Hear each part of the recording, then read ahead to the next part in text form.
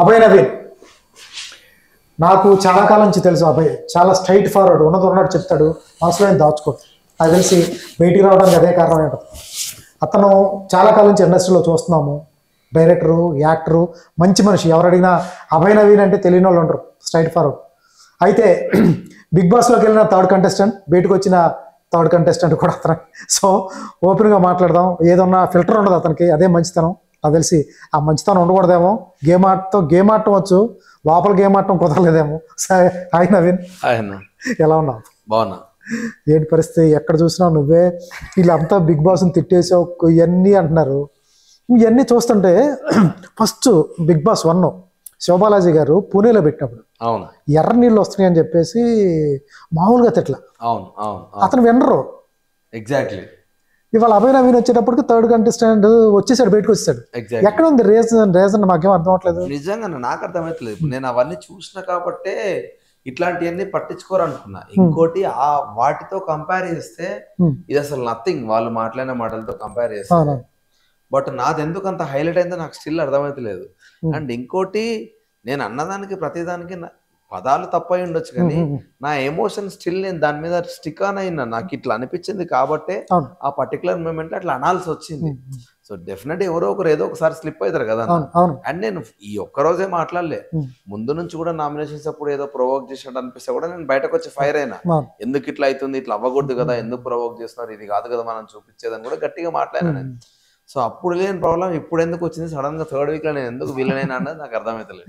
ఒక్కసారి నాగార్జున గారు red card చేపించిన తర్వాత ఆ ప్రోమో రన్ అయింది. ప్రతి ఇంట్లో బాగా చూసేశారు. అది అబ్బాయి మీద రెడ్ కార్డ్ పెట్టేశారు, దాంతో పాటు స్లో మోషన్ లో నువ్వు వెళ్ళటం చేపించారు.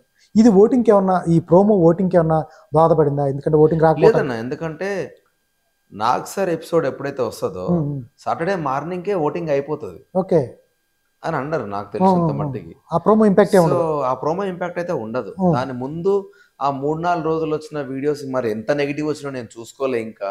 సో దాని వల్ల ఏమైనా ఇంపాక్ట్ అయి ఉండొచ్చు అని అనుకుంటున్నా.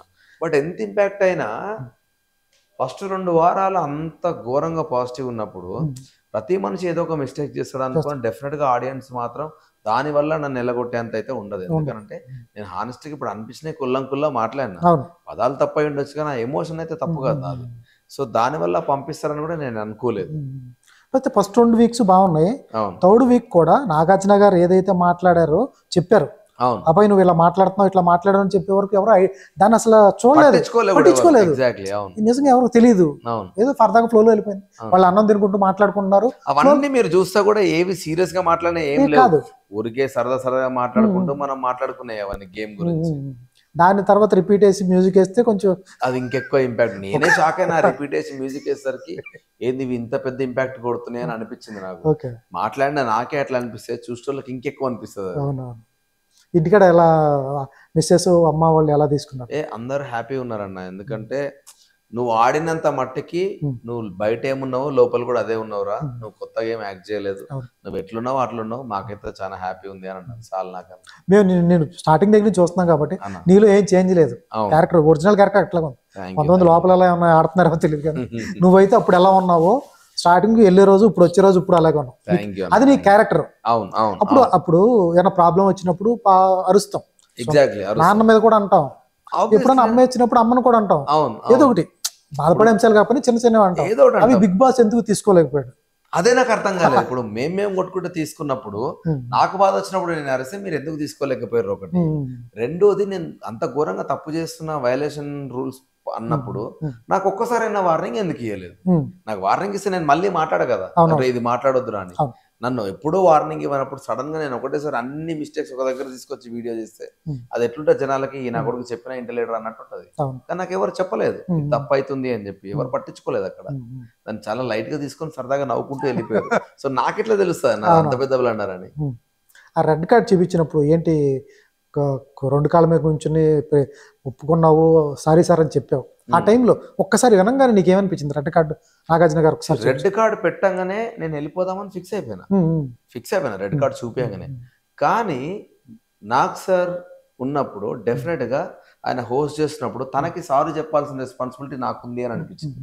ఎందుకంటే ఆయన ఎక్కువ హర్ట్ అయినట్టు అనిపించింది ఆ మాటల వల్ల.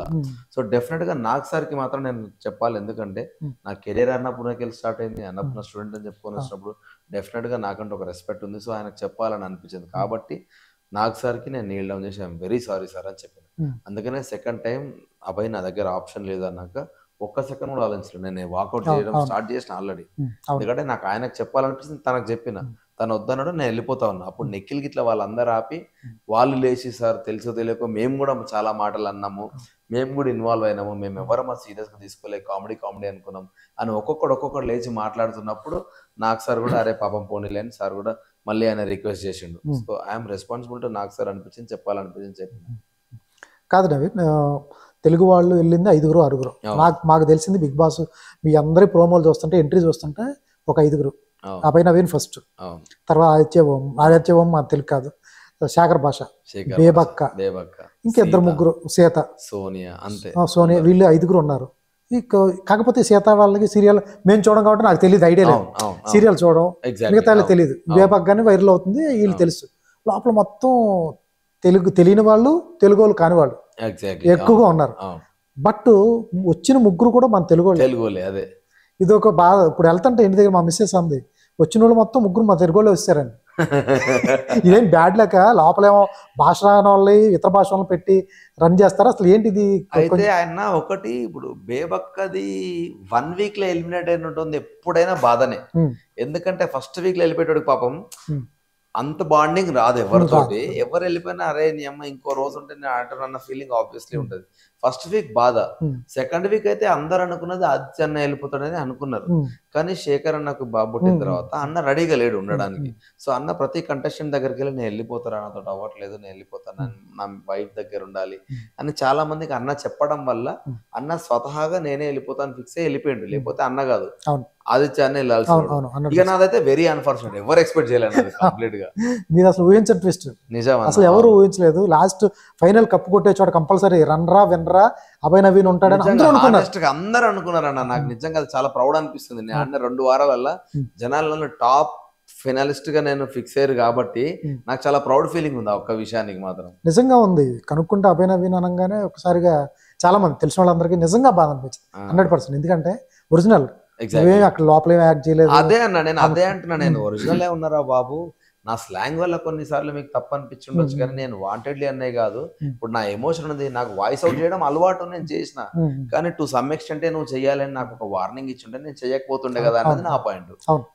సో అది లాస్ట్ వార్నింగ్ లేకపోతే ఏదైనా చేస్తే ఒకటి చెప్తే బాగుండేది. ఎగ్జాక్ట్లీ.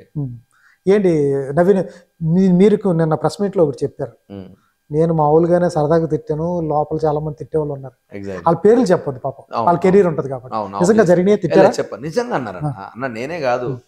ఇప్పుడు నేనేమన్నా ఈ గేమ్ బిగ్ బాస్ అసలు అమ్మ వీళ్ళు ఏదో చేసిన ఏదో మాట్లాడినా కదా, వైఫ్ ఇట్లా అన్నప్పుడల్లా మనకి రూల్స్ మారుస్తుండా అని. నేను అది నా సర్కాజంలో అన్నా. ఆ సర్కాజం రానోళ్ళు ఏమన్నారు అని అంటే, అసలు ఈ దీనికి గేమ్ ఎందుకు పెట్టిరా నాకు అర్థం కాదు, అసలు ఈ గేమ్ ఎవరి కోసము, ఎవరికి బెనిఫిట్ అయిందని ప్రతి ఒక్కడు అన్నాడు.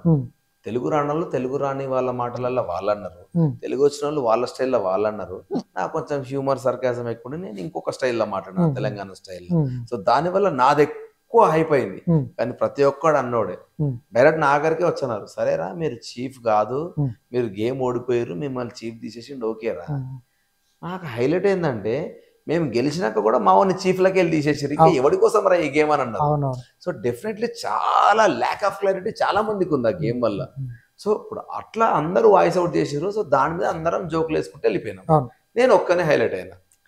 Very unfortunate. సరదాగా జరిగిపోవాల్సింది సరదాగానే జరిగినాయి అన్న అన్ని. నిజంగా అది మాత్రం దారుణం. వాళ్ళు కూడా ఫీల్ అవుతారు. అంటే నేను ఘోరంగా ఫీల్ అయింది ఎక్కడ అంటే, రెడ్ కార్డ్ ఇచ్చేంత క్రైమ్ ఏం చేసిన నేను? ఫిజికల్ అబ్యూస్ చేసిన, ఎవరినన్నా అమ్మాయిలతో అసభ్యంగా ప్రవర్తించిన, లేదంటే ఫిజికల్ డ్యామేజ్ చేసిన, లేదురా బిగ్ బాస్ గురించి నువ్వు మాట్లాడొద్దని నీకు వార్నింగ్ ఇచ్చినాక కూడా నీకు ఏ ధైర్యం ఉండని మాట్లాడినావు అని చెప్పి నాకేమన్నా వార్నింగ్ వచ్చింది. ఏది జరగనప్పుడు అంత పెద్ద రెడ్ కార్డ్ ఎట్లా చూపించారని నేను ఫీల్ అయినా. నిజంగా రెడ్ కార్డు ఇవ్వాల్సిన వాళ్ళు లోపల ఉన్నారన్నా. ఆ గేమ్ మీరు చూస్తుంటే ఎక్స్ట్రా ఇష్టం వచ్చినంత వైలెన్స్ జరిగింది అన్న. మనోడిని మణిని తీసి పక్కన వేసారు, ఇట్లా గిర్రగిర ఇట్లా. వాటన్నిటికీ దేనికి వార్నింగ్ రాలేదు. ఉత్త స్మోకింగ్ కే చాలా సార్లు వార్నింగ్స్ వచ్చినాయి, సీరియస్ గా వార్నింగ్ ఇస్తున్నా నేను మీకు అని.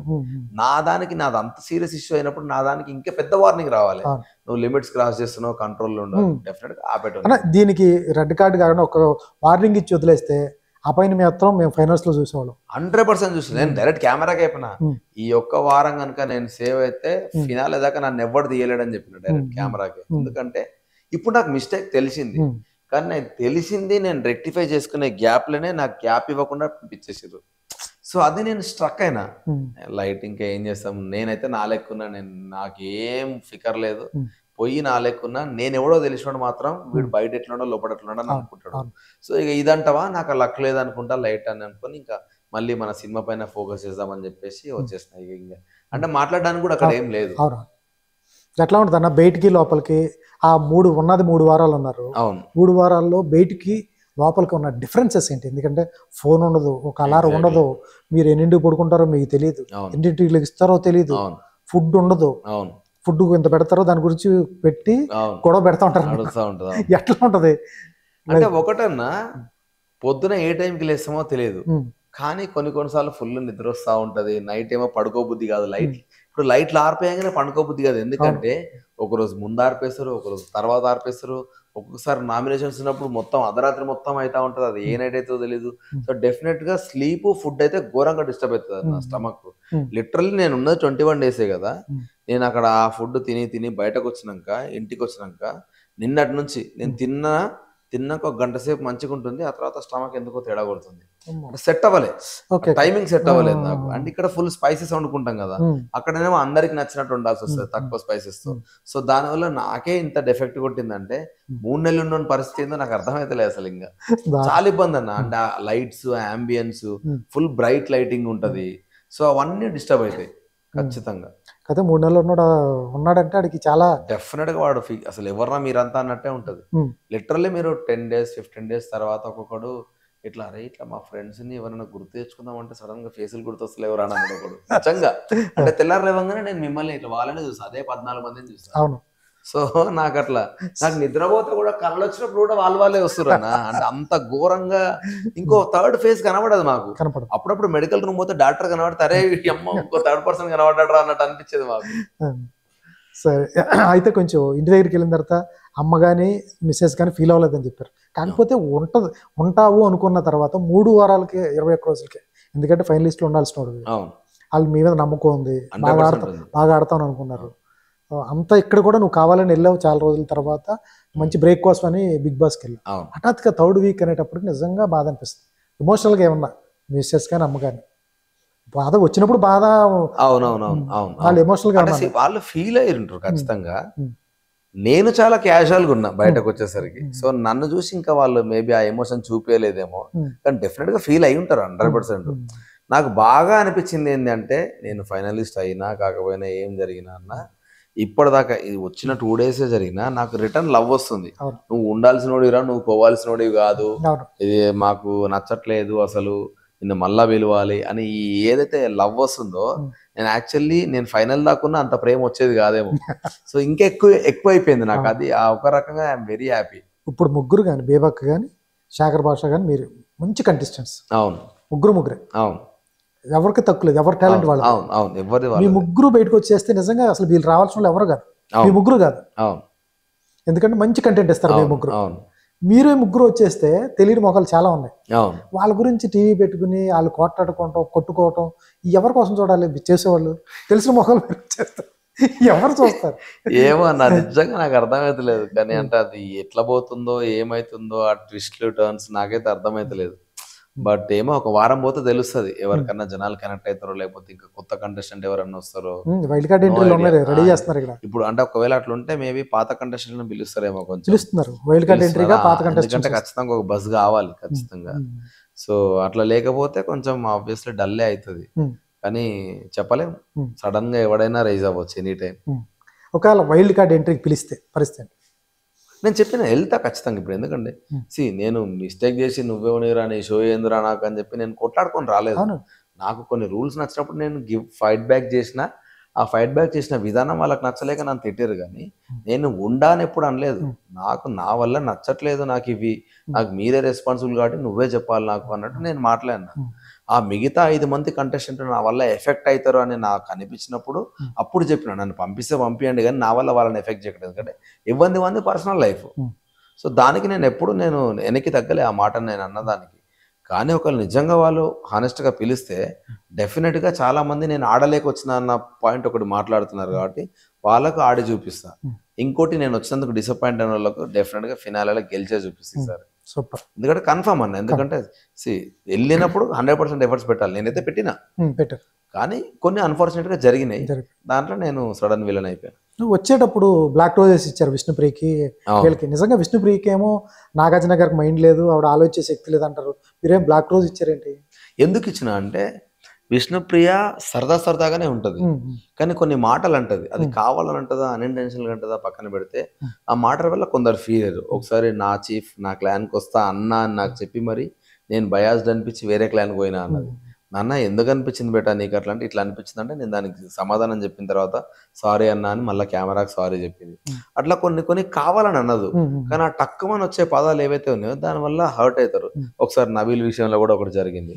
సో సజెషన్గా ఇవ్వమన్నాడు బ్లాక్ రోజ్ నాకు. సార్ నేనేమన్నా అంటే, విష్ణు అట్లాంటి పదాలు నువ్వు రాకుండా చూసుకున్నావు అనుకో, నిన్ను ఆల్రెడీ చాలా మంది ఇష్టపడతారు, నువ్వు ఇది వస్తే ఏమైపోతుందంటే నువ్వు ఫేక్ లాగా అనిపిస్తూ ఉంటుంది చాలా మందికి.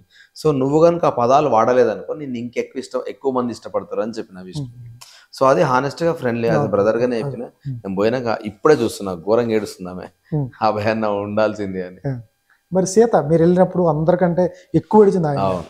తనకు కూడా ఇచ్చారు, తనకి రెడ్ రోజ్ ఇచ్చారు, ఇంకో ఎవరికో ఇచ్చారు రెడ్ రోజ్. బ్లాక్ రోజ్ మణికంఠకి ఇచ్చారు. మణికంఠకి ఎందుకు ఇచ్చిన అంటే, మణికంఠ మొన్న దోశ టాస్క్ ఏదో జరిగిన దాంట్లో పెద్ద పంచాయతీ పెట్టిండు కదా. సో అట్లాంటి వాటిలో నీకు తెలియకపోతే నువ్వు ఇన్వాల్వ్ కాకు. నువ్వు వాళ్ళు ఇన్వాల్వ్ అయ్యి నేను నీతిమంతులా వాళ్ళకి వీళ్ళకి నువ్వు సజెషన్ ఇద్దాం అనుకుంటే నువ్వు ఆల్రెడీ బొగ్గుగానే అయిన వాళ్ళ. సో ఇట్లా వెళ్తే నీకే రిస్క్ మనీ, అట్లాంటి దాంట్లో ఉండకురా అని చెప్పి. పృథ్వీకి ఎందుకంటే పృథ్వీకి స్టేజ్ మీదే చెప్పిన, అదే ఎలిమినేషన్ ఏదైతే వెళ్తున్నావో యాక్షన్ రూమ్కి వెళ్తున్నప్పుడే పృథ్వీ నేను వెళ్ళిపోతున్నా, లేదు అట్లా అనగా నేను ఫ్రైడేనే చెప్పిన నేను వెళ్ళిపోతున్నాను. ఎందుకు చెప్పిన అంటే, నేను కన్ఫెషన్ రూమ్కి వస్తాను 1కి 10 సార్లు కెమెరాతో మాట్లాడుతూ ఉన్నా. నన్ను కన్ఫెషన్ రూమ్కి వాళ్ళు పిలిచిరంటేనేమో నేను నాది పెద్ద క్రైమ్ లాగా వాళ్ళు పోర్ట్రే చేస్తలేరు. సో డెఫినెట్గా నాతో మాట్లాడి నాకు వార్నింగ్ ఇచ్చి పంపిస్తారు. నన్ను కన్ఫెషన్ రూమ్కి వాళ్ళు పిలుస్తలేరంటే సాటర్డే పెద్దగా ఏదో జరగబోతుందని ఫిక్స్ అయిపోయినా. సో అప్పుడే నేను వెళ్ళిపోతా అని ఫ్రైడే రోజే నబీల్కి వాళ్ళందరికీ చెప్తే కూడా నువ్వెందుకు వెళ్తావా నన్ను మరి టూ మచ్ మాట్లాడుతున్నావు అన్నారు అందరు. ఎందుకంటే వాళ్ళు ఫిక్స్ అయిపోయినాయి ఆల్రెడీ లాస్ట్ దాకా ఉంటాను. నువ్వెందుకు వెళ్తావా నాను అన్ని మంచిగా ఆడుతున్నావు, నువ్వెందుకు పోతాను, లేదు నేను వెళ్ళిపోతున్నా, నాకు వైబ్ కొడుతుంది, నా బట్టలు రెడీ చేసుకోండి అని చెప్పేసిన నేను. వద్దొద్దని చాలా మంది అన్నారు. సో వెళ్తున్నప్పుడు చెప్పినా బాగా వెళ్తాను. సో ఫైనల్గా ఎప్పుడైతే ఓన్లీ స్టేజ్ మీద కూర్చొని నేను ఎలిమినేటెడ్ అని అనగానే వాడు పృథ్వీగా ఏడ్ చేసి నన్ను పట్టుకొని ఐ మిస్ యూ బ్రో అని అంటే ఒకటే మాట అయిపోయినారే పృథ్వీ, నువ్వు కొంచెం అరగంటగా ఉంటున్నావు కదా, కొంచెం అగ్రెషన్ తగ్గించుకోరా గేమ్లా, అప్పుడు నేను ఎవ్వరు ఏమన్నారు, సో కొంచెం మంచిగా ఆడు పృథ్వీ అని వాడికి చెప్పి నేను ఎలిమినేషన్ స్టేజ్ మీదకి వెళ్ళిపోయినా, వాడు హౌస్లోకి వెళ్ళిపోయాడు. సో అదే రీజన్ మళ్ళీ చెప్పాను, ఎందుకంటే ఎవడో ఒకటి చెప్పాలి. సో అందుకని నెగిటివ్ రోజు వచ్చి పృథ్వీ నువ్వు మాత్రం ఎవడన్నా నిన్ను అగ్రెషన్ అన్నప్పుడు అందరూ పృథ్వీ మీదకే ఏలెత్తి చూపిస్తారు, నీ మీద ఏలు ఎత్తకుండా నువ్వు చూసుకోరా, నువ్వు చాలా మంచిగా వెళ్ళిపోతావు అని చెప్పిన. నాకు చెప్పాలనిపించు. సో అట్లా ఇక రెడ్ రోజులు అంటే వాళ్ళకి మిగతా వాళ్ళకి నిఖిల్కి ఇచ్చిన. నిఖిల్కి నాకు ఎందుకో తెలియని ఒక పెద్ద బాండింగ్ ఏర్పడ్డది, మామ మామ మామ మామ అని చాలా టూ మచ్ బాండింగ్ ఏర్పడ్డది మా ఇద్దరి మధ్యలో. అండ్ సీతు అయితే నాకు ఆల్మోస్ట్ ఇంకా ఒక చెల్లె అంటే ఇంకా ఫిక్స్ అయిపోయినా, దాని చెల్లెనే ఫిక్స్ అయిపోయినా నేను. ఇది ఎందుకు ఏర్పడ్డది ఏం అస్సలు ఐడియా కానీ ఆ పిలిచే విధానంలో కానీ మా లవ్ కానీ మేము మాట్లాడుకుంది కూడా చాలా తక్కువ. ఫస్ట్ వీక్ మీ ఇద్దరు గొడవ అయింది కదా ఇక్కడ. అది ఎందుకు గొడవ అయిందంటే ఫస్ట్ వీక్ లో సీతు నా మీద అరవాలన్నది పాయింట్ కాదు, సీతు ఏదో హర్ట్ అయింది, అదే అనవసరంగా నా మీద అరిచింది. నేను కోపం వచ్చి టక్కా ఫ్లిప్ అయి నేను తిట్టిన. నా బాధ ఏంటంటే ఇది అన్న అంటది, దీనికి నా గురించి తెలిసి కూడా నేనంత హార్ష్గా ఉంటా అని సీతు ఎట్లా అనుకుంది ఒక చెల్లెగా అని నేను ఫీల్ అయినా. ఆమెనేమో ఎవరినో తిడదాం అనుకుని నేను అనవసరంగా అన్న మీద అరిచినా అని ఆమె ఫీల్ అయింది. ఇవి జనాలకి ఏం చూపేయలే, మేము తిట్టుకుంది ఒకటే చూపించి ఎపిసోడ్ ఆపేసిరట. నా వైఫ్ చెప్తుంది, వీడు సీతుని ఎందుకు తిట్టినా ఆమె కోపం అవుతుందంట, కానీ మేము ఇద్దరం ఫీల్ అవుతున్న విషయం ఎవరికి తెలియదు. సో తెల్లారి మళ్ళీ హ్యాపీగా మాడకుండా సారీ అన్న అంటే సారీ బేటా నేను కూడా కావాలని కాదు, నీకు నా గురించి తెలిసి కూడా నువ్వు నన్ను అర్థం చేసుకోలేకపోయినా ఫీల్ అయినంటే లేదన్నా అసలు నా ఎమోషన్ నీ మీద కాదు, ఎవడి మీద నీ మీదకి వచ్చినా మళ్ళీ మేము ఆడుకున్నాం అయిపోయింది, ఇంకెక్కువ కనెక్ట్ అయినాం దాని తర్వాత. సోనియాని అందరూ బ్యాడ్ అంటారు, మీరేంటి సోనియాని సపోర్ట్ చేశారు? అంటే అన్న ఇప్పుడు బయటకు వచ్చిన తర్వాత ఆమె మీద ఎంత నెగిటివిటీ వస్తుందో నేను చూస్తున్నా. కానీ నాకు తెలిసిన సోనియా ఎవరు అని అంటే ఆమె చాలా మంది అమ్మాయిలు దత్తత తీసుకొని చదివిపిస్తా ఉంది, లేదంటే NGO run Sonia NGO run చేస్తా ఉంది, చాలా మంచి మంచి ఈవెంట్స్ చేస్తూ ఉంటది.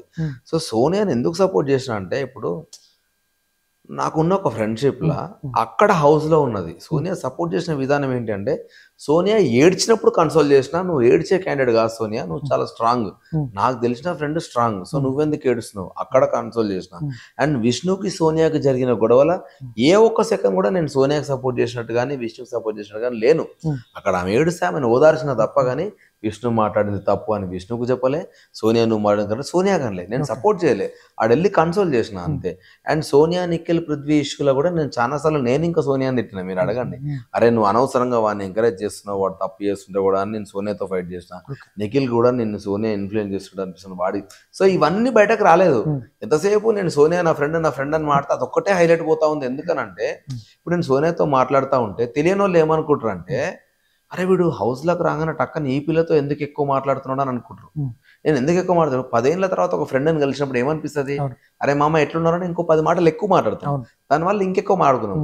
అది జనాలకు తెలియక వాళ్ళు నెగిటివ్ గా ఎక్కడ పోర్ట్రే చేస్తారు అన్న భయమై నేను 1కి 10 సార్లు మేము ఆల్రెడీ ముందు నుంచి ఫ్రెండ్స్ అని చెప్పాల్సి వచ్చింది. ఎందుకంటే సో ఈజీ అన్న సోషల్ మీడియాలో ఒక మీద నెగిటివ్ చేయడం అనేది ఆ ప్రొపగండా. సో నాకు అవన్నీ తెలుసు కాబట్టి నేను 1కి 10 సార్లు నా ఫ్రెండ్ అని చెప్పుకుంటా పోయినా.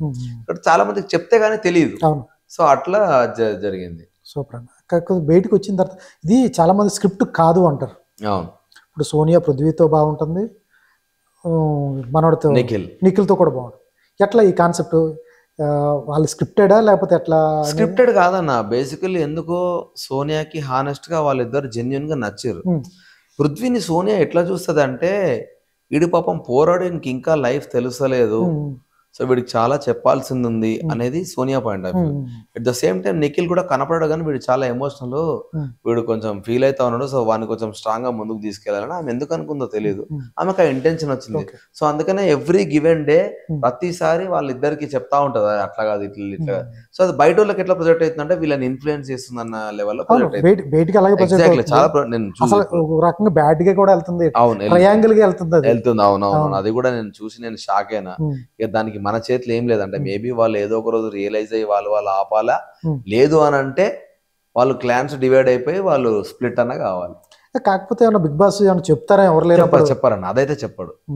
గేమ్ లో అస్సలు టెన్షన్ క్రియేట్ చేయడం కానీ అస్సలు చెప్పాడు, అట్లాంటి ఏం చెప్పాడు. అదైతే బిగ్ బాస్ చెప్పాడు. ఏ రూల్ కూడా బిగ్ బాస్ చెప్పాడు. అంటే రూల్ ఇన్ ద సెన్స్ ఇట్లా ఆడండి ఇట్లా ఉండండి అని అయితే చెప్పాడు. ఒకసారి నామినేషన్ అవుతున్నప్పుడు మీరు లాస్ట్ టైం చూపించినంత క్యూరియాసిటీ ఈసారి చూపిస్తలేరు, డల్ గా ఆడుతున్నారని ఒకసారి అన్నారు. అనగానే పెద్ద గొడవ పెట్టుకున్నారు. తర్వాత నాకు మస్తు బాధ అనిపించి ఇంత పెద్ద షో ఉండి మీరు ప్రొవోక్ చేస్తున్నట్టు మీరెందుకు మాట్లాడుతున్నారు, ఏం చూపిద్దామని బిగ్ బాస్ ఇట్లా కాదు కదా, జనాలను రెచ్చగొడుతున్నట్టుంది, అది బాగలేదు, నాకు నచ్చట్లేదని మళ్ళీ వెళ్ళి కెమెరా ముందు అరిచిన నేను అప్పుడు కూడా. సో అది రాలేదంట మరి, అది కూడా అప్పుడు కూడా మాట్లాడినా. సో అట్లా ముందు నుంచి నాకు ఏదైనా నచ్చకపోతే వాయిస్ అవుట్ చేస్తున్నా. ఎందుకు వాయిస్ అవుట్ చేస్తున్నా అంటే ఇప్పుడు ఛానల్ మొత్తం ప్రోగ్రామ్ కి హెడ్ బిగ్ బాస్, నేను బిగ్ బాస్ తోడే మాట్లాడాలి, ఇంకెవరితో మాట్లాడతా. అవును, సో నేను అట్లా మాట్లాడుతున్నా, కానీ అది రాంగ్ ప్రాజెక్ట్ అయింది. అది వార్నింగ్ ఇచ్చుంటే బాగుండేది. ఈ ఇంటర్వ్యూ జరిగేది కాదు, ఎప్పుడో డెఫినెట్ గా కదా. మణికంఠ పరిస్థితి ఏంటి? కుర్రోడా చిన్నోడా లేదా ప్రతిదానికి నాకు ఒక హగ్గు కావాలంటున్నాడు, అది ఎంత కానీ మీమ్స్ కానీ ఎంత వైరల్ అవుతుంది. అదైతే 100% బ్యాడ్ అన్న. ఆ హగ్గు కావాలనే కాన్సెప్ట్ ఏదైతే ఉందో అది డెఫినెట్ గా నాకైతే నచ్చట్లేదు. దానికి వాడు తెలివిగా ఆడుతున్నాడు, అదైతే గ్యారంటీగా చెప్తాను నేను. చాలా స్ట్రాటజికల్ మూవ్ చేస్తున్నాడు. కానీ దరిద్రం ఏంటంటే ఆ స్ట్రాటజీస్ మొత్తం వాడికే నెగిటివ్ అవుతున్నాయి. ఫస్ట్ ఎమోషనల్ బ్యాగేజ్ స్టార్ట్ చేసుకుని వచ్చిండు. సో పాపం వాడికి తెలియక పక్కన పెడితే మొత్తం నెగిటివ్ అయింది. ఆ తర్వాత అన్నిట్లా జెన్యున్ ఉండాలనుకున్నాడు, అట్లా దోష టాస్క్లు అట్లా బిస్కెట్ అయింది. విష్ణుప్రియతో అనవసరంగా ఏదో అనబోయి ఏదో మాట్లాడు, నువ్వు నన్ను మోసం చేసినావు అన్నది. యష్మి దగ్గరికి వెళ్తే యష్మి కూడా నువ్వు నన్ను ఫ్రెండ్షిప్ అనుకున్నా, నువ్వు నన్ను మోసం చేసినావు అన్నది. సో ఇట్లా అన్ని వాడికి మొత్తం ఒకదాని ఒకటి ఇంకా పెద్ద రప్చర్ అవుతుంది. అన్నిటికంటే పెద్ద బండలు మన నాకు సార్ కన్ఫెషన్ రూమ్ లో చూపించింది. అది మీకు కనిపిస్తుందా? నాకు జోక్ ఏంటంటే ఆ కన్ఫెషన్ రూమ్ ఉంది వాడికి ఒక్కడికి చూపించలే, ఇప్పుడు మొత్తం కోట్లాది జనాలు చూసారు. తెలియంది మా 11 మందికి, మాకు తెలిస్తే ఎంత తెలియకపోతే ఎంత, మిగతా జనాలు మొత్తం చూసారు. అది చూసి నేను ఫీల్ అయినా, అప్పుడు ఇంకెక్కువ ఫీల్ అయినా నేను. నాకు తెలిసి అక్కడ ఇవ్వాలి రెడ్ కార్డు. ఇప్పుడు ఎగ్జాక్ట్లీ అదే అనబోతున్నా. అది కదా అబ్యూస్ కదా అన్న, అది ఇంకెక్కువ క్రైమ్ కదా. సో దానికి ఇవ్వాలి, దానికంటే నాది పెద్ద క్రైమ్ అయిపోయిందన్న ఫీలింగ్ నాకు చాలా ఉండే. ఎంత ట్విట్టర్లో మీమ్స్ ఎలా వెళ్తున్నాయో తెలుసా? ఘోరంగా వెళ్తున్నాయి, అది చాలా పెద్ద క్రైమ్. అది బయటికి వెళ్తే పబ్లిక్ టాక్ తీసుకుంటున్నారు ఎవరు, నేను వెళ్తా లోపలికి వెళ్తే తగ్గిస్తారని, అంత వల్గర్గా మాట్లాడుతున్నారు ట్విట్టర్లో. మీమ్స్ భయంకరంగా. నాకు అర్థం కాదు ఏంటంటే, వాడు తుత్తగానే ఏడుస్తాడు, ఇవన్నీ చూసి వాడు ఎట్లా తట్టుకొని గెటాన్ అవుతాడని చూస్తున్నాను. చిన్న చిన్న దానికి ఏడుస్తాడు అన్న వాడు. ఇవన్నీ చూస్తే వాడు కష్టం ఉండలేడు, ఎమోషనల్ గా వాకౌట్ చేసి వెళ్ళిపోతాడు, చేసాడు పారిపోతాడు చూడకుండా. ఎట్లా ఉంటుంది మైండ్ సెట్ అతను? పిల్లల మైండ్ సెట్ లేకపోతే మీరు అన్నట్టు ఇందాక చాలా ఫ్లక్చువేట్ అవుతాడు, కానీ చాలా తెలివిగా అయితే ఆడుతున్నాను. నేను అబ్జర్వ్ చేసినంత మట్టుకి ఫస్ట్ వీక్ అంటే వీడు చాలా ఓవర్ ఎమోషనల్ ఉన్నాడు, వీడి ప్రాబ్లమే ఇది అనుకున్నా. కానీ సెకండ్ వీక్ అయిపోయి థర్డ్ వీక్ వచ్చే టైంకి నాకెందుకు అనిపించింది అంటే, వీడు ఎందుకో కావాలని వాంటెడ్లీ కరెక్ట్ సిచ్యువేషన్ బేస్ చేసుకొని ఎమోషనల్ డ్రామా క్రియేట్ చేస్తున్నానట్టు అనిపించింది. ఇప్పుడు బయటకు వచ్చిన తర్వాత వాళ్ళ సిస్టర్ వాళ్ళు అండ్ దాంతో పాటు వాళ్ళ వైఫ్ వాళ్ళు ఏవో కొన్ని ట్వీట్స్ ఏమో పెట్టిర్రు, ఏవో వీడియోలు ఏవో మాట్లాడారు అని చెప్పేసి కొన్ని విన్నా. దానివల్ల ఇంకా వాడు కంప్లీట్ ఫేక్ అన్న ఫీలింగ్ నాకు వచ్చేసింది. కాకపోతే ఈ ఆదిత్య ఓం పరిస్థితి, ఆదిత్య అన్న ఉండలేడన్నా. పాపం ఆయనకు టైమింగ్, అంబియన్స్, ఫుడ్ అవన్నీ సెట్ అవుతలేవు. పాపం అనిపిస్తుంది ఆయన చూస్తుంటే.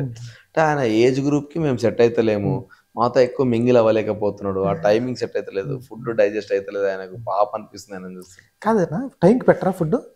అంటే మాకు టైమే తెలియదు అన్న. ఇప్పుడు పొద్దున్న లేచినామన్నా, పొద్దున్న లేచి ఎవడో ఒకడో వండాలి. ఉన్నాయి 2 బాత్రూమ్లు 2 టాయిలెట్లు, 12 మంది రెడీ కావాలి. సో డెఫినెట్ గా టైం పడుతుంది. మెల్లగా అందరు రెడీ అయ్యేసరికి కనీసం ఒక 2-3 గంటలు అయినా పడుతుంది కదా. 8కి లేచినాం అనుకున్నా 10:30, 11 కట్లా బ్రేక్ఫాస్ట్ చేయాల్సి వస్తుంది. ఆ బ్రేక్ఫాస్ట్ టైంకి మేము డిన్నర్ చేసుకున్నా, లంచ్ ప్రిపేర్ చేసుకున్నా 3 గంటలకో 4 గంటలకో తింటాం అనుకో అప్రాక్సిమేట్లీ. ఇక నైట్ అయితే మనకు ఐడియా కూడా లేదు ఎప్పుడు తింటామో. ఈ మధ్యలో టాస్క్ వచ్చింది అనుకో, అవుట్ టాస్క్ గ్యాప్ లోనే తినాలి. సో ఏ పర్టికులర్ టైమింగ్ లో తినం, ఇట్లా లంచ్ బ్రేక్ అట్లా ఏమి ఉండదు. అసలు మీకు తెలియదేమో టైం కూడా. ఎగ్జాక్ట్లీ టైం తెలియదు, నేను అప్రాక్సిమేట్లీ చెప్తున్నా ఇప్పుడు నేను మీకు కూడా. ఒక్కొక్కసారి మేము ఎండని చూసి మధ్యాహ్నం ఇట్లా మన ఎగ్జాక్ట్లీ మన కింద షాడో వచ్చిందంటే 12 కదా అప్రాక్సిమేట్లీ, అట్లాంటి టైంలో బ్రేక్ఫాస్ట్ చేసుకొని చాయ్ తాగిన రోజులు కూడా ఉన్నాయి. సో ఏ నైట్లు తిన్నామో కూడా గుర్తులేదు మాకు కొన్నిసార్లు. ఎస్పెషల్లీ పోయిన రోజు అయితే నైట్ 2 గంటలకో 3 గంటలకో తిన్నాం ఫుడ్ ఆ నైట్ ఎప్పుడో. అవి కూడా నాన్స్, బటర్ నాన్స్, చికెన్ అవేవో వచ్చినాయి. ఇక చూడు ఆకలి మీద చచ్చిపోయి ఫస్ట్ అవన్నీ తిన్నాము. అవి తిన్నాక ఇక చూడాలి అసలు సరిపడేస్తారా లేకపోతే కొంచెం కొంచెం వస్తా. ఫస్ట్ డే నైట్ మాత్రం సరిపడా ఇచ్చారు, ఎందుకంటే మేము అందరం అప్పుడే హౌస్ లోకి వెళ్ళినాం కదా. కానీ నెక్స్ట్ నుంచి మనకు ఉన్న రేషన్ లో మనం కాపాడుకుంటూ రావాలి. వారానికి ఇంతే రేషన్. సో నువ్వు మొత్తం అయిపోయిందంటే నువ్వు పస్తులు ఉండాల్సిందే. సో దాన్ని చూసుకొని దాని ప్రకారం వండుకోవాల్సి వచ్చేది. ఇన్ని ప్లాన్లు చేస్తుంటే నీ అసలు. శేఖర్ భాష మొన్న ఇంటర్వ్యూ చేస్తున్నాడు, ఒక క్యాబేజీ దాచుకున్నాడంట. ఒక రోజు ఒకటి ర్యాపర్ తీసుకుంటాడు. ఏ దారుణం కాకపోతే క్యాబేజీ తొక్కు తింటేందంట. నిజం అన్న, అసలు పాపం అన్న అన్నం చూస్తే మస్తు బాధ అనిపించేది. కానీ ఆయన డిఫరెంట్ కాంబినేషన్ లో దాన్ని ఎత్తి ఖరాబ్ అవుతుంది. సడన్ గా కొరుకుతా ఉంటాడు ఏదో చాక్లెట్లు తిన్నట్టు. ఏందన్నా అంటే ఐస్ గడ్డలు, ఐస్ ముక్కలు నోట్లు వేసుకొని తిరుగుతూ ఉంటాడు అటు ఇటు కరాకరా నములుకుంటా. ఇంకోసారి everyday coffee powder water decoction లా చేస్తాడు కదా, ఫిల్టర్, దాన్ని ఏమంటారు, బ్లాక్ కాఫీ. ఎస్, కొంచెం చేస్తాడు, దాంట్లో పసుపు ఖచ్చితంగా వేస్తాడు, ఒక లెమన్ వేస్తాడు, దాంట్లో కొత్తిమీర ఉంటే కొత్తిమీర వేస్తాడు, ఏదన్నా వెజిటబుల్స్ ఉంటే వెజిటబుల్స్ వేసి తాగుతా ఉంటాడు. ఇదెక్కడి కాంబినేషన్ అన్న అసలు అంట నేను. కానీ ఏముంది అబ్బా, ఏదో ఒకటి తినాలి, ఇంకేం చేస్తాం అంటాడు. పాపం అనిపించేది అన్న. ఇంకోటి ఆయనలో బిగ్గెస్ట్ ప్రాబ్లం చెప్పాడు, మొహమాటం అన్నకి. ఏదన్నా వండుకోండి అంటాడు, వీళ్ళకి ఎందుకు ఇబ్బంది. నాకేమనిపిస్తాయి అంటే, నువ్వు ఉన్నదే బక్కగా, నువ్వు అసలు తిననే తినవు, నువ్వు తినేదే వెజ్జీస్, కొంచెం మంచిగా తినొచ్చు కదా అన్న. నేను నాకేం వద్దబ్బాయి అన్న. పాపం చపాతీలు తప్ప ఎక్కువ తినలేడు, నా కోసం ఎందుకు చపాతీలు ఉంటారని కూడా అడగలేడు. దానివల్ల పాపం ఏది దొరుకుతుంది దీన్ని కూడా బతికిండు ఆయన. పాపం అనిపించింది 2 వీక్స్. ఇంకేంటన్నా ప్లాన్స్ ఏంటి ఇప్పుడు? అభినవీన్ ప్లాన్స్ ఏంటి బయటకు వచ్చారు? ఇప్పుడు ఆల్రెడీ మీకు తెలుసు కదా, లైఫ్ ఆఫ్ రామన్ ఒక ఫిలిం డైరెక్షన్ చేస్తున్నా, అది ఒక షెడ్యూల్ ఆపి అటు వెళ్ళిన హౌస్ కి. అండ్ ఇంకో స్టోరీ ఒక మంచి ప్రొడక్షన్ హౌస్ కి నరేట్ చేసిన. సో ఇప్పుడు బయటకు వచ్చిన తర్వాత ఫస్ట్ ఈ ఇంటర్వ్యూస్ కొన్ని అయిపోయాక ఇమ్మీడియట్లీ ఆ స్కెడ్యూల్ ఏదైతే ఆపినో దాన్ని మళ్ళీ షూట్కి స్టార్ట్ చేయాలి. సో ఒక 15-20 డేస్ టైం తీసుకుంటే, ఎందుకనంటే ఆల్రెడీ నేను డిసెంబర్ దాకా రానని ఫిక్స్ అయ్యి మిగతా వాళ్ళందరూ వేరే వేరే పనులు చేసుకొని వెళ్ళిపోయారు. సో వాళ్ళందరినీ గ్యాదర్ చేయడానికి టైం పడుతుంది. సో వచ్చి అందరినీ మళ్ళీ షెడ్యూల్ ముందుకు వెళ్ళిపోతాను. అది యాస్టిస్గా సినిమా ఫినిష్ చేస్తా. ఈ గ్యాప్లో వేరే సినిమా ఆపర్చునిటీస్ వచ్చినా కూడా అవి కూడా ప్యారల్గా చేసుకుంటూ చేసేస్తాను. ఏం డైరెక్షన్ అయినా లేకపోతే యాక్టింగ్ చేయరా? ప్రస్తుతానికి డైరెక్షన్ అయితే చేస్తున్నాను, కానీ యాక్టర్గా ఎనీ గివెన్ డే ఏ ఆపర్చునిటీ వచ్చినా చేస్తాను. ఎందుకంటే నాకు రెండు చాలా నచ్చినాయి. కానీ డైరెక్టర్గా మాత్రం నాకు ఇంకెక్కువ మంచిగా అనిపిస్తుంది. మంచి మంచి కథలు చెప్పాలి అంటే మలయాళం తమిళ సినిమాలు చూసినప్పుడు చిన్న చిన్న లైన్లు వస్తున్నప్పుడు అప్రిషియేట్ చేస్తారు కదా, ఇట్లాంటివి మనం కూడా తీయాలన్న ఒక క్యూరియాసిటీ ఉంది. సో అట్లా తీసుకుంటూ పోతా. నా దగ్గర ఇప్పటిదాకా ఒక 6-7 స్టోరీస్ రాసుకున్నా. ఫస్ట్ అయితే ఆ 7 అయితే ఫినిష్ చేస్తా, ఇక ఆ తర్వాత ఎట్లుంటారు. ఇప్పుడున్న టైంలో రిలీజ్ అయితే రామన్ యూత్ బాగుండేది అనిపించిందా? కమిటీ కుర్రోళ్ళు కానీ ఆయి ప్యాటర్న్ నడుస్తున్న టైంలో. ఎగ్జాక్ట్లీ, అంటే యాక్చువల్గా రామన్ యూత్ బలగా ముందు వచ్చినా కూడా బాగుండేదేమో అనిపించింది. ఎందుకనంటే first complete rural Telangana backdrop చేసిన సినిమా రామన్ యూత్. మీరు చూసి ప్రీమియర్. అన్ఫార్చునేట్లీ మాకు అదృష్టం లేక ఆ టైంకి మేము రిలీజ్ చేయలేక చాలా సినిమాలు రిలీజ్ అయినాక మాది రిలీజ్ అయ్యేసరికి అన్ని సినిమాల తర్వాత ఇది ఇంకో తెలంగాణ సినిమా రాన్నట్టు వెళ్ళిపోయింది. నాకు అదొకటి చాలా బాధ ఉండే. ఇక్కడ నాకు స్టిల్ గుర్తుంది, మీరు చూసిన తర్వాత ప్రివ్యూ ఇంటర్వ్యూ చేసినప్పుడు పాయింట్ టు పాయింట్ మీరు అడిగినప్పుడు నాకు మస్తు అనిపించింది. క్యారెక్టర్లు గుర్తు పెట్టుకుని మరి మీరు అడిగినప్పుడు నాకు సూపర్ సాటిస్ఫాక్షన్. రమేష్ నెవరు అసలు ఆయన లైఫ్ లో అద్భుతమైన క్యారెక్టర్, చాలా మంచి క్యారెక్టర్ వేస్తావు. అన్న కూడా చాలా హ్యాపీ ఫీల్ అవుతాడు. సో నాకు అది హ్యాపీనెస్ ఉండే, కానీ రాంగ్ టైంలో రిలీజ్ అయిందని ఒక చిన్న బాధ మాకుండే. అంటే ముందు మేము కదరా స్టార్ట్ చేసింది, వేరే వాళ్ళందరూ చూసి వాళ్ళని చూసి నేను సినిమా తీసినా అనుకున్నారు చాలా మంది. సో ఇక మనం ఏం చెప్పలేము. అందుకనే ఈసారి జానర్ షిఫ్ట్ చేసిన, love story family drama, but నా స్టైల్ అనే ఉంటుంది సినిమా. ఈసారి కొంచెం హ్యూమర్ యాడ్ చేసి నీట్ గా చేస్తున్నా మంచిగా. ఎవరు పెట్టారన్నా? అంత కొత్త వాళ్ళేనా? లేదు, నేను అండ్ అమ్మాయి కొత్త అమ్మాయి, లీడ్ కొత్త అమ్మాయి, నేను లీడ్, ఇంకో లీడ్, అండ్ నా ఫాదర్ మదర్ క్యారెక్టర్ చేసిన ఆల్రెడీ ప్రీవియస్ రామన్ ఇట్లా చేసిన వాళ్ళే. మిగతా క్యారెక్టర్స్ అందరూ నాకు తెలిసిన ఫ్రెండ్స్. ఎందుకంటే ఐ మీన్ ప్రపంచానికి ఇంకెక్కువ తెలియని వాళ్ళు, బట్ నాకు తెలిసిన మంచి యాక్టర్లు. సో అట్లా సేమ్ అట్లే మళ్ళీ లిమిటెడ్ బడ్జెట్ లో మంచి స్టోరీ తీస్తున్నా. ఈసారి మాత్రం కొడతా అన్న. ఆ మిస్ అయిన ఫ్యాక్టర్, ఫస్ట్ టైం మిస్ అయిన ఫ్యాక్టర్ ఈసారి కొడతా ఖచ్చితంగా. సూపర్. ఎందుకని జానర్ లవ్ ట్రాక్ అదంతా పెట్టుకున్నారండి? ఎందుకంటే రామ్ కామ్లు ఈ మధ్య కాలంలో రాలే అసలు. ఈ మధ్య మంచి చాలా రోజులు అయింది వచ్చి. సో అందుకని టక్కుమని రామ్ కామ్ స్టార్ట్ చేసిన నేను. సో సింపుల్ రామ్ కామ్లు రాలే. పెళ్లి చూపుల తర్వాత ఆ టైప్ రామ్ కామ్లు చాలా తక్కువ వచ్చినాయి. సో అట్లా సింపుల్ గా నీట్ గా మంచి ఫ్యామిలీ డ్రామా, తక్కువ క్యారెక్టర్లు, మంచి స్టోరీ చెప్పాలని అనుకున్నప్పుడు నాకు ఆ ఐడియా తట్టింది, జనాలకు కూడా నచ్చింది, అంటే నా టీంకి నచ్చింది. సో దాన్ని ఇంప్లిమెంట్ చేసిన. సో డెఫినెట్ గా మంచి సినిమా అవుతుంది అయితే నమ్మకం నాకైతుంది. ఎందుకంటే ఆల్రెడీ 10-15 డేస్ షూట్ చేసిన, అది ఎడిట్ చేసుకొని చూసుకున్నాం కూడా. We were very happy with the output. చాలా బాగా వస్తుంది. సో డెఫినెట్ గా ఇట్లే కంటిన్యూ చేద్దామని ఫిక్స్ అయినా. సో తొందరలో అయిపోతుంది షూట్ కూడా. ఏంటి ఈ మధ్యకాలంలో చూసిన సినిమా ఏంటి? మా కమిటీ కుర్రాలు కానీ ఆ టైంలో లేరు అనుకుంటా కదా? కమిటీ కుర్రాలే లాస్ట్ నేను చూసింది, ఆ తర్వాత ఇంకా చూడలే వేరే సినిమాలు. ఎట్లా అనిపించింది ఈ మధ్య కాలంలో తెలుగులో మనకు వచ్చిన తర్వాత బలగం, రామన్ యూత్ తర్వాత మలయాళం ఏదైతే మనం మంచి సినిమా కాలం, మలయాళం సినిమాలు మంచి కంటెంట్ పట్టుకుంటారు. అలాగే మన రామన్ యూత్ కానీ బలగం కానీ మంచి కంటెంట్ ఉన్నది, పాయింట్ మంచి యూనిక్ పాయింట్ చేసి దాని చుట్టూ కథలు, అటువంటి స్టోరీలు వస్తున్నాయి ఇప్పుడు. అది తెలంగాణ బేస్, ఇది ఆంధ్ర బేస్. అంతే అంతే. ఎట్లా అనిపిస్తుంది ఇప్పుడు తెలుగు ఇండస్ట్రీలో కథలు అవన్నీ చూసుకున్నట్టు? యాక్చువల్గా తెలుగు ఇండస్ట్రీలో ఎప్పుడు మంచి కథలు వస్తూనే ఉన్నాయన్న. ఎందుకంటే కామెడీకి తెలుగు ఇండస్ట్రీ పెట్టింది పేరని నేనైతే నమ్ముతా. మనం ఇచ్చినంత హ్యూమర్, మనం ఇచ్చినంత కామెడీ ఎవ్వరు ఇవ్వలేరు డెఫినెట్ గా. అదైతే 100% గొప్ప గొప్ప వాళ్ళు అందరూ వచ్చారు. సో నాకు చాలా హ్యాపీ అనిపిస్తుంది. అంటే ఫస్ట్ తెలుగులో చాలా మంది అంటారు కానీ తెలుగు ఆడియన్స్ కమర్షియల్ సినిమాలు చూస్తారు, ఇవన్నీ మాటలు మాట్లాడతారు, కానీ తెలుగు ఆడియన్స్ ఎప్పుడు కూడా మంచి కథని ఎంకరేజ్ చేశారు. ఆ టైంలో స్వాతి ముత్యం, ఆ టైంలో శంకరాభరణం హిట్ చేసింది కూడా తెలుగు ఆడియన్సే. అంటే మనం ఎప్పుడు మంచి కథని ఎంకరేజ్ చేస్తాం. సూపర్ హ్యాపీ విషయం ఏంటంటే చిన్న చిన్న స్టోరీస్ లైక్ కమిటీ కుర్రాలు, బలగం ఇట్లాంటి సినిమాకి పెద్ద పెద్ద వాళ్ళు ఎంకరేజ్ చేస్తారు కదా, నాకు చాలా మంచిగా అనిపిస్తుంది. ఎందుకంటే ఇట్లాంటి చిన్న సినిమాల వల్ల కొత్త టాలెంట్ చాలా బయటకు వస్తుంది అన్న, ఎక్కువ ఆపర్చునిటీస్ వస్తాయి, చాలా మంచి మంచి స్టోరీస్ వస్తాయి. సో దానివల్ల ఇంకా మన స్కేల్ పెరుగుతుంది అన్నది నాకు చాలా అనిపించింది. అండ్ లక్కీలీ అవన్నీ హిట్ అవుతున్నాయి కదా, ఇంకా హ్యాపీ అనిపిస్తుంది. ఎట్లా అనిపిస్తుంది? విజయ్ ఎప్పుడైనా టచ్ లో ఉన్నాడు అన్న? ఉన్నాడు. నేను ఒకసారి నాకు డౌట్ ఉండి విజయ్తో ఒక సినిమా చేస్తున్నప్పుడు ఈ మధ్యన అదే మన అదేం సినిమా గౌతమ్ తిన్ననూరు గారు సినిమా చేస్తున్నప్పుడు విజయ్ని కలిసిన. ఖాళీగా ఉండి ఏం చేస్తున్నారు అంటే ఇట్లా డైరెక్షన్ ఇది చేస్తున్నారంటే విజయ్ వాళ్ళ డాడీ ఫస్ట్ నన్ను నువ్వు డైరెక్టర్గా అని చెప్పి అన్నది. నువ్వు ఎందుకు డైరెక్టర్ అయితే అనిపిస్తుందిరా నాకు అని అన్నాడు. డైరెక్టర్ అవ్వు నువ్వు అని అన్నాడు. నీకు మంచి పేరు ఉంటుంది రా అని అన్నాడు అన్నట్టు.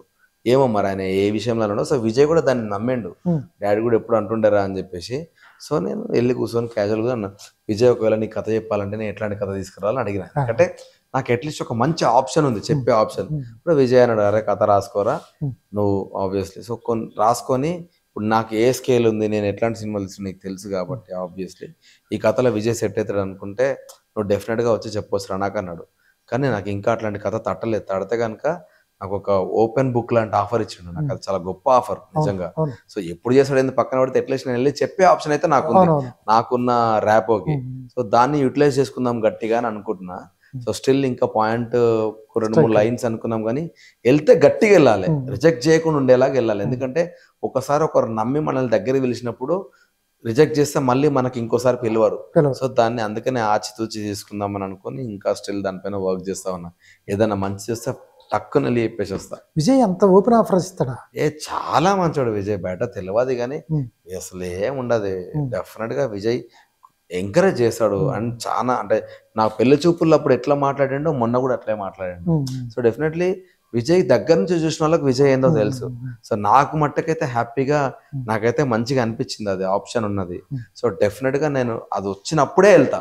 ఊరికైనా చెప్పిడు కానీ రపకమని పోతే మళ్ళీ ఇంకోసారి నేను అది కోల్పోదలుచుకోలేదు.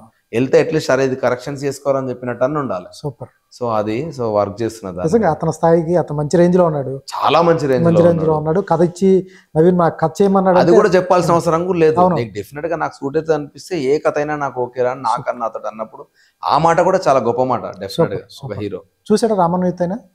ఆ ట్రైలర్ చూసిండు, చూసాడా? సినిమా చూడలే కానీ ట్రైలర్ చూసిండు. అంటే సినిమా అప్పుడే టైంలో మన వాళ్ళ బ్రదర్ది కూడా ఇంకో సినిమా రిలీజ్ అయింది అదే మూమెంట్ లో. సో ట్రైలర్ చూసిండు, అరే బాగుందిరా, రియలిస్టిక్ ఉంది, సో ఆల్ ద బెస్ట్ అని అన్నాడు. ట్రైలర్ కూడా పిలుద్దామని అనుకున్నా, ఆ టైంలో అవైలబుల్ లేకుండా. మీ టీము పెళ్లి చూపుల టీంలో దర్శి ఒకడు, మీరు విజయ్, అతను మంచి సూపర్ స్టార్ అయిపోయాడు. దర్శి ఏమో మంచి మంచి సినిమాలతో అతను వెళ్ళిపోయాడు, మీరేమో డైరెక్షన్. దర్శిని చూస్తే ఎలా అనిపిస్తుంది? మీ ఇద్దరు ఇంచుమించు ఒకే టైంలో కదా కెరీర్? ఆల్మోస్ట్. అంటే నా అక్కడ కొంచెం ముందు నుంచి తరుణ్ భాస్కర్ తో అసోసియేట్ అయి ఉన్నాడు, 2-3 ఏళ్ళు ముందు నాకు తెలిసి నాకంటే. ఎందుకంటే దర్శి యాక్టింగ్ హెచ్సిఓలో కూడా ఏదో దాంట్లో కోర్సులో జాయిన్ అయ్యాడు. సో నాకైతే వెరీ హ్యాపీ. ఎందుకంటే ఇప్పుడు అందరికి ఎట్లుంటది, ఇప్పుడు అరే దర్శి గారు ఇట్లా అన్నట్టు ఉంటది. నేను డైరెక్ట్ వాడికి ఫోన్ చేయొచ్చు. సో నాకు ఫుల్ హ్యాపీ అనిపిస్తుంది, వాడు నా దోసరా బాయ్ అన్నట్టు ఉంటది. సో ఆ హ్యాపీనెస్ ఎప్పుడు ఉంటది నాకు. అండ్ వాడు ఎప్పుడు ఫోన్ చేసినా చెప్పమ్మా ఏం కావాలి మాట్లాడతాడు. సో అంత ర్యాప్ ఉందంటే వెరీ హ్యాపీ నేను. ఎవరు నీ ఫేవరెట్ హీరో ఎవరు? చిరంజీవి గారు, నా ఆల్ టైమ్ ఫేవరెట్ చిరంజీవి గారు. ఎప్పుడైనా కలిసారా చిరంజీవి గారు? ఒకసారి చెప్పిన కదా, యాక్చువల్గా 100 days ఫంక్షన్, 100 crores క్లబ్ లో వచ్చింది, గీతా గోవిందం వచ్చినప్పుడు మెగాస్టార్ గారు గెస్ట్ గా వచ్చారు ఆ ఈవెంట్ కి. జస్ట్ వెనకాల నిల్చున్నా, అట్లా లైన్ పడుతుంటే అవుటర్ లైన్ ఇట్లా షర్ట్ పైన ఇట్లా వస్తారు, వెనకాల నా ఫోన్లోకి వెళ్ళి ఫోటో తీసి, కొందరికి మొహం చూపించాల్సిన అవసరం లేదు, జస్ట్ కట్అవుట్ సరిపోతుంది అన్నట్టు ఒక పోస్ట్ పెట్టుకొని పెట్టిన ఒక మెంబర్. వెళ్ళి హాయ్ సార్ నా పేరు ఇట్లా అబ్బాయి ఈ సినిమాలో యాక్ట్ చేసిన చెప్దామని అనుకున్నా. కానీ నాకంటే ఇంకొంచెం పేరు వచ్చినాక హాయ్ సార్ అని చెప్పి మాట్లాడితే ఏ అబ్బాయి అన్నాడు అనుకో, అది లైఫ్ టైం గుర్తుండిపోతుంది. సో నాకు ఇంకా నా అబ్బాయిని గుర్తుపడతాడు లేదని ఒక భయం ఉండి ఆ రోజు వెనక్కి తగ్గిన. బట్ ఏదో ఒక రోజు మాత్రం అట్లా ఆయన గుర్తుపట్టే టైం వచ్చిందని నాకు అనిపించినప్పుడు అప్పుడు వెళ్ళి కలుద్దామని 100% అన్న. ఎందుకంటే మంచి ఆర్టిస్ట్ నువ్వు, మంచి డైరెక్టర్, మంచి అన్నిటికంటే మంచి హ్యూమన్ బీయింగ్, మంచిగా జరుగుతుంది అన్న.